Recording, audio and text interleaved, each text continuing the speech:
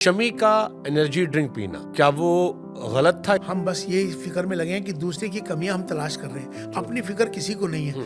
हमें अपने फिक्र में लगना है कि मुझे अपने आप को कैसे दुरुस्त करना है। मिश्रा जी, आपको अपना जवाब देना होगा ईश्वर के यहाँ, मुझे अपना जवाब देना होगा।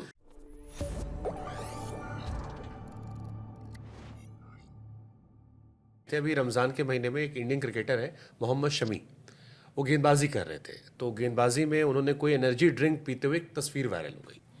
अब उसको लेकर एक वर्ग आया जिसने बड़ी क्रिटिसाइज किया शमी को कि तुम रमज़ान के महीने में कैसे सार्वजनिक तौर पर मुसलमान होकर पी रहे हो। शमी का एनर्जी ड्रिंक पीना क्या वो गलत था? इतना गलत कि उनको इस तरह से इस्लाम के जो मानने वाले वो क्रिटिसाइज करें। हालांकि कई लोगों ने सपोर्ट भी किया, कहा उसके भी रूल रेगुलेशन बताए कि बाहर जाते वक्त इजाज़त होती है, देश को रिप्रेजेंट कर रहे हैं, देश पहले आता है। लेकिन कई लोगों ने कहा कि शमी का इस्लाम के ऊपर देश को प्रायोरिटी देना भी ख़राब था। ये ऐसी चर्चाएं आई, आपका उस पर क्या टेक था अगर आपको मामला नोटिस? देखिए, मैं तो सबका अपना अपना मामला है। मिश्रा जी, आपको अपना जवाब देना होगा ईश्वर के यहाँ, मुझे अपना जवाब देना होगा। सबको अपना अपना जवाब दे ही है। ये समय में ना हम बस ये फिक्र में लगे हैं कि दूसरे की कमियां हम तलाश कर रहे हैं। अपनी फिक्र किसी को नहीं है। हमें अपने फिक्र में लगना है कि मुझे अपने आप को कैसे दुरुस्त करना है, मुझे कैसे अपने आप को सही रखना है। मुझे दूसरे की फिक्र में नहीं चलना चाहिए। अब जहाँ तक सवाल आपने उनके ड्रिंक पिया है, रमज़ान का समय है, तो वो देश भी तो अरबी है, कोई भारत थोड़ी था वो। जहाँ पर उन्होंने, दुबई था या कहाँ था, अरब देश था जहाँ उन्होंने वो किया है। दुबई में। अब उनका अपने मामलात हैं। अब उनके लिए जो उनको आसानी लगी, ठीक है, उन्होंने जो किया है। चूँकि ये बात ठीक है, इस्लाम कट्टरता नहीं बताता। इस्लाम एक फ्लेक्सिबल मज़हब है जो कि आपको आसानियाँ देता है। मिसाल के तौर पे में नमाज है, नमाज मुझ पर फ़र्ज़ है, लाजिम है, मतलब फ़र्ज़ माने लाजिम। लेकिन मैं इस सिचुएशन में कि अगर कहीं पे मुझे लेट हो रहा है तो मैं 2 नमाज़ों को एक साथ पढ़ सकता हूँ, ये फ्लेक्सिबल है। मैं जो 4 रकात नमाज होती है, मैं 2 कर मुझे पढ़नी है कसर, वो मेरे लिए फ्लेक्सिबल हो गया। अब मैं कहीं पर जगह नहीं मिल रही है तो नमाज कज़ा हो जाएगी, वो मेरे लिए फ्लेक्सिबल हो गया। इसी तरह से रोज़े भी होते हैं कि बहुत से लोग बीमार हैं इस हालत में कि वो कुछ भी नहीं रख सकते, तो उनके लिए छूट है रमज़ान में। लेकिन उनके लिए एक रास्ता दिया है कि वो छुप के खाना खाएं, एक दूसरों के सामने खुल के ऐसा काम कृत्य ना करें कि जो दूसरों को तकलीफ हो। अब मेरा रोज़ा है, ठीक है, लेकिन मुझे भी अपने उसी साह से रहना चाहिए। जैसे हमने कहीं पढ़ा ना, मतलब खाना खाएं, छुप के खा लें जी। हैं? कई अगर क्रिकेटर्स किसी ने भी को कहा जो इस्लाम को फॉलो करते थे कि इजाजत शायद बाहर अगर आप ट्रैवल करते तो आपको इजाजत है ट्रैवलिंग के टाइम ट्रैवलिंग के क्योंकि टाइम वो घर पर नहीं इस छूट है कि वो रोज़ा, लेकिन उसको जाहिर ना करें। कोशिश करके लोगों को जो जिस बात से सवाल बने, तुम्हारा रोज़ा नहीं है, तुम्हारा रोज़ा है जब भी जाहिर मत करिए, और रोज़ा नहीं है जब भी जाहिर मत करिए। अपने आप को बिल्कुल रहना चाहिए। रोज़ा एक ऐसी इबादत है जो आपको आत्मा और परमात्मा से कनेक्ट करती है। बेसिकली इसमें इंसानों का कोई दखल नहीं है। लेकिन हमें चाहिए कि हम रोज़े के समय में, रमज़ान का महीना है, नवरात्रे आने वाले हैं, सबसे पहला हक अदा करिए अपने पड़ोसी का। पड़ोसी आपका पड़ोसी है, हिंदू है, सिख है, वट कोई भी इंसान है, आप अपने पड़ोसी का ख्याल करिए कि वो कहीं भूखा तो नहीं है, हैं, कहीं वो तकलीफ़ में तो नहीं है। आप ईद मनाते हैं, खुशियाँ मनाइए, लेकिन अपने पड़ोसी का पहले ख्याल करिए कि आपका पड़ोसी के पास कपड़े हैं नहीं है, उसकी खुशियाँ हैं नहीं है। तो दूसरे के दर्द को समझना, दूसरे की तकलीफ़ों को एहसास करना, उसी का नाम तो इबादत जो है। छोटे छोटे बच्चे, जैसे शमी की बच्ची की घटना और आई थी, होली के दिन रंग लगी हुई तस्वीर वायरल हुई थी और बड़ा उसको लेकर भी क्रिटिसाइज किया गया। अब संस्कृति तो सबकी है, चाहे वो हिंदू हो या मुसलमान हो। इसी तरह से हम आपके यहाँ शामिल होते हैं, जैसे अभी आप ईद पर बुलाएंगे तो हम आपके यहाँ से भी खाने आएंगे। हो सकता है हमारे यहाँ होली पर हमने मित्र बुलाए हो, किसी ने प्यार से 2 रंग लगा दिया। छोटी बच्ची को रंग लगाना क्या वो हराम में था? बड़ी बड़ी सो क्रिटिसाइज किया गया शमी की डॉटर को कि आपको रंग कैसे लगा दिया गया, ये तो गैर मजहबी है। भाई, ये रंग लगा देना, यही तो अफसोस की बात हो रही है। मैं अक्सर यही बात कह रहा हूँ कि हम क्यों हिंदू मुसलमान हैं, हम क्यों पहले इंसान क्यों नहीं बन पा रहे हैं। हम हमारी इंसानियत क्यों नहीं ज़िंदा रहती है। भारत में रहते हैं, सारे धर्मों का आदर सम्मान करते हैं। ईद पर आप हमारे यहाँ आते हैं, हम होली पे, दिवाली पे आपके यहाँ जाते हैं। यही तो भारत की विशेषता है, अनेकता में एकता, जहाँ हम सब एक साथ खाना पीना, सब एक दूसरे की इज्जत करते हैं। लेकिन क्या हो रहा है कि अनफॉर्चुनेट हमारे यहाँ जो हिंदू मुसलमान ये नफ़रतें ये जो हो रही हैं ना, ये कहीं ना कहीं ये इसका धर्म के साथ इसका संबंध नहीं है। कहीं ना कहीं इस पर सबकी अपनी एक सियासत होती है, अपनी राजनीति होती है, जो लोग अपने अपने तौर से उसकी व्याख्या करते हैं। मैं अक्सर एक बात कहता हूँ मिश्रा जी, और आपके पॉडकास्ट के माध्यम से कहना चाहता हूँ, क्योंकि यूथ देखता है आपको। देखो भाई, हिंदू मुसलमान बिल्कुल नहीं बनना चाहिए हमें।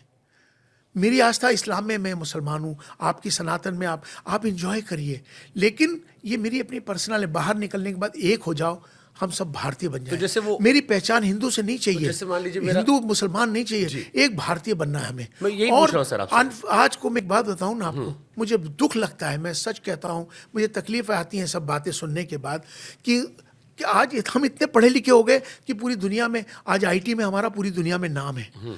हम आज भी पता है क्या हो रहा है मिश्रा जी, कि केसरी रंग तो हिंदू का हो गया और हरा रंग मुसलमान का हो गया, है ना। नारियल हिंदू का हो गया, खजूर मुसलमान की हो गई, गाय हिंदू की हो गई, बकरा मुसलमान का हो गया। अरे बेवकूफ़ो, कहाँ है तुम्हारी अकल? कहाँ गई तुम्हारी अकल? चाइना आज कहाँ से कहाँ टेक्नोलॉजी में कैसे आगे चला गया। वहाँ तो हिंदू मुसलमान नहीं हो रहा, वहाँ तो अपने काम पे, अपने कैरियर पे फोकस पर देगा। क्या क्या सूरज में बना दिया आर्टिफिशियल। अभी आर्टिफिशियल इंटेलिजेंस के अंदर कितनी कितनी चीज़ें डेवलप कर दी हैं उन्होंने टेक्नोलॉजी के अंदर। जापान टेक्नोलॉजी में कितनी आगे चला गया। सारी दुनिया टेक्नोलॉजी में आगे जा रही है और हम हिंदू मुसलमान में लड़ रहे हैं। हम ये हिंदू है, ये मुसलमान है, ये रंग लगाएगा, ये नहीं लगाएगा, इसका हरा रंग, इसका गेरुआ रंग, ये कहाँ तक। इन सब चीज़ों से दूर उठकर हमें एक अच्छा इंसान बनना है। हम एक अच्छे इंसान बन जाएंगे तब हम एक अच्छे मुसलमान और एक अच्छे हिंदू बनेंगे। तो हमें सबके आदर सम्मान करो, मिल के रहो, इस भारत को मजबूत करो। इस समय राष्ट्र सर्वोपरि है। अगर मन में आपके राष्ट्र है ना, तो मुझे लगता है कि हमारी ताकत को कोई नहीं रोक पाएगा। मैं कुछ इंपॉर्टेंट क्वेश्चन में पूछ लेता हूँ। जैसे आपने शुरुआत की कि इस्लाम की शुरुआत इसलिए हुई क्योंकि महिलाओं पर अत्याचार हो रहा था, और ये आपने बहुत ब्यूटीफुली कोट किया कि उस ज़माने में महिलाओं को जिंदा गाड़ दिया करते थे, बच्चियों को छोटी छोटी। अब एक परसेप्शन ये भी इस्लाम को लेकर बनता है कि इस्लाम में महिलाओं को उतनी इजाज़त नहीं है, या पुरुषों को ज़्यादा ताकतवर बना दिया गया, महिलाओं कम। अब फिर मेरे मन में ख्याल आता है कि महिलाओं के उत्थान से ही तो शुरुआत थी, तो फिर ये परसेप्शन क्यों बना? ये कहाँ है? ये एक कॉमन परसेप्शन आता है। जैसे बुरके का जिक्र होता है, तो वो अब मेरे ये मुस्लिम कई सारे फ्रेंड्स ने क्वेश्चन भेजे थे कि गल्फ कंट्रीज में रेत होती है, वहाँ कॉन्सेप्ट अलग थे, आपने उसे इम्पोज कर दिया। शादियों में 4 शादियों की इजाज़त पुरुषों को दे दी गई, या किसी महिला के साथ आपको अगर हज भी करवाना, साथ में परिवार का लेके जाना, इन कंपैरिजन महिलाओं से ज़्यादा पुरुषों को इजाज़त दी गई है। एक ही परसेप्शन है, कुछ कहती है। मैं आपसे समझना चाहता हूँ ये। देखिए, ये अपना अपना नज़रिया है। इस्लाम की दृष्टि से अगर मैं देखूं, अगर भारतीय संस्कृति के हिसाब से भी देखूं, तो औरतों का बड़ा सम्मान है। एक बात आपको आपके पॉडकास्ट के ज़रिए से बड़ी अच्छी बताना चाहता हूं। ये वाली बात भी मैं डिटेल में रखूंगा, लेकिन एक बात मेरे जहन में आई है तलाक को लेकर और निकाह को लेकर। हमारा जो इस्लाम के जो तरीका है, जो आपने कहा ना, औरत का अधिकार और मर्द का अधिकार, मैं इस अधिकार के तौर पर आज आपके पॉडकास्ट के जरिए से लोगों को बताऊंगा। जितना अधिकार औरत के पास है उतना मर्द के पास अधिकार है। मिसाल के तौर पे मर्द और औरत, लड़का लड़की की शादी हुई और शादी होने के बाद मिसाल के तौर पे मर्द में कोई कमी है, कोई भी कमी हो सकती है, उस लड़की को वो आदमी पसंद नहीं हुआ, उसमें कमी है, वो पहले तो वो उसको कहेगी कि देखो इस कमी को ठीक कर लो। आपको बहुत से लोग गुटखा खाते हैं, मालूम है, बदबू आती है मुंह से, फीमेल को पसंद नहीं है। शराब पीता है एक आदमी और फीमेल को पसंद नहीं है, तो उसे छोड़ देनी चाहिए। कोई गलत काम करता है, वो उसे छोड़ देना चाहिए। तो वो वार्निंग देगी पहले कि देखो तुम ये गलत काम करते हो, तुम छोड़ दो। एक बार बोलेगी, 2 बार बोलेगी, 3 बार बोलेगी, उसके समझ में आ गया, ठीक है। नहीं तो वो 2 गवाह बुलाएगी, एक लेटर लिखेगी कि देखो ये मेरे गवाह हैं, तुम्हारे अंदर ये कमियां हैं, मैंने तुमको 3 बार वार्निंग दी, अब मैं तुमसे खुला लेती हूं। जिस तरह से मर्द को अधिकार है तलाक देने का, कि अगर कोई औरत गलत है या उसके अंदर कोई बहुत सारी कमियां हो सकती है औरत में, तो मर्द को अधिकार है ना तलाक लेने का, कि 3 बार बोल देगा, तलाक दे देगा, लेने का। इसी तरह से औरत को भी अधिकार है खुला लेने का। औरत भी खला ले सकती है, मर्द भी तलाक ले सकता है। तो हमारे यहाँ इस तरह से कोई भी किसी तरह से औरतों के साथ कोई अन्याय नहीं है, ये समझने की बात है। हाँ, औरतें घर की जीनत होती हैं, औरतें घर में रहें, अपने परिवार को, अपने बच्चों में देखें, ये भारतीय संस्कार है। ट्रू है ना। पहले पहले हमारे बुजुर्गों ने, औरतें काम करने नहीं जाती थी, हमारी बुजुर्ग औरतें थी, घर में रहती थी और परिवार को देखती थी, मर्द कमाने जाता था, वो कमा के लाता था, एक कॉन्सेप्ट है। अब वो कॉन्सेप्ट चेंज हो गया, दुनिया बदल गई। अब बदलने से तो चीज़ें भी बदल गई, तो जब चीज़ें बदल गई तो सब चीज़ बदल गया, अब बदल गया तो सब कुछ बदल गया। बदलने का मतलब यह परिवार ही नहीं रहा। अब ये कोर्ट कचहरी में खड़ी रहती हैं लड़कियों को, आप यकीन मानना, मैं इनको शादी होने के बाद 10-10 साल तक उसको कोर्ट में खड़ी है वो बच्ची, उसको तलाक नहीं मिल रही है, और वो आदमी भी 10-10 साल कोर्ट में धक्के खा रहा है, तो दोनों की ज़िंदगी ख़राब हो रही है।